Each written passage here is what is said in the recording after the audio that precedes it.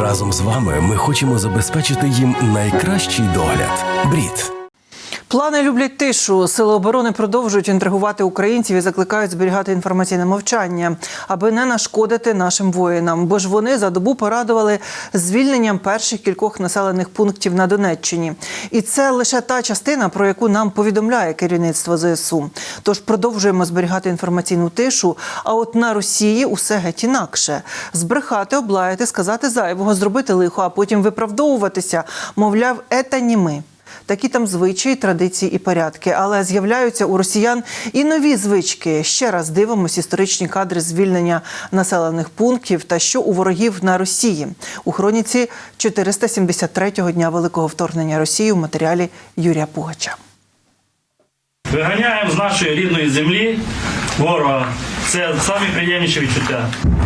Україна переможе, Україна понад усе. Хороші новини з Донецького напрямку. Благодатне знову з Україною. Населений пункт визволили наші оборонці з 68-ї єгерської бригади імені Олекси Довбуша. Більше того, вони поповнили обмінний фонд 6 російськими загарбниками.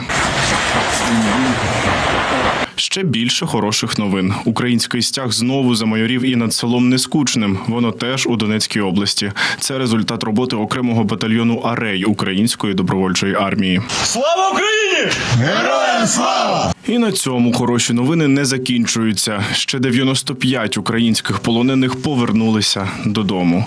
Це воїни ЗСУ, Нацгвардії та прикордонники. Герої, які боронили Маріуполь, ЧАЕС, острів Зміїний, Бахмут, а також захисники Азовсталі. Про повернення полонених до своїх родин повідомили в Офісі президента.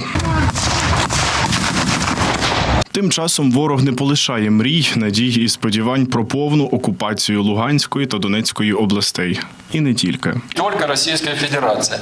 Так званий кримський сенатор Сергій Цеков заявив, що Україна чомусь повинна передати до складу Росії ще 3 області – Миколаївську, Одеську та Харківську. От так скромно.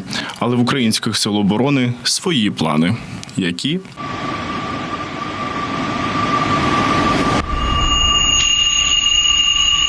А от авіація Сил оборони України тишу точно не любить, бо за добу завдали 16 ударів по районах зосередження «Ваньок» та 2 по зенітно-ракетних комплексах противника. А підрозділи ракетних військ і артилерії уразили 2 пункти управління, 5 осередків нечисті, себто живої сили, озброєння та військової техніки, 1 артпідрозділ та ще 4 важливих об'єкти противника, які у Генштабі вирішили залишити у таємниці. Вообще нет воды на утро. Та от ні для кого не таємниця, що Росія – країна-терористка, поки не всі це визнають публічно.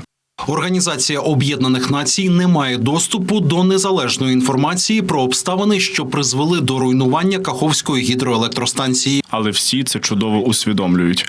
В Укргідроенерго продовжують повідомляти невтішне.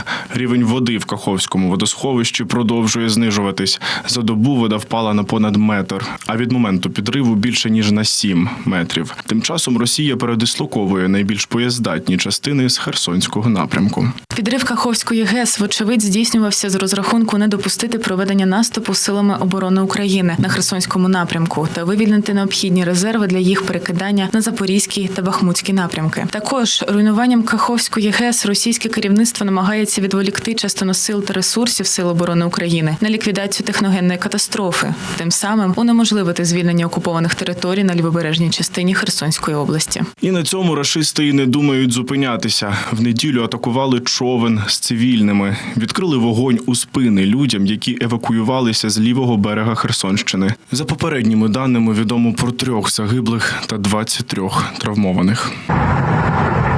На Росії неспокійно. В Ростові палає одне з провідних місцевих підприємств з виготовлення сільськогосподарської техніки.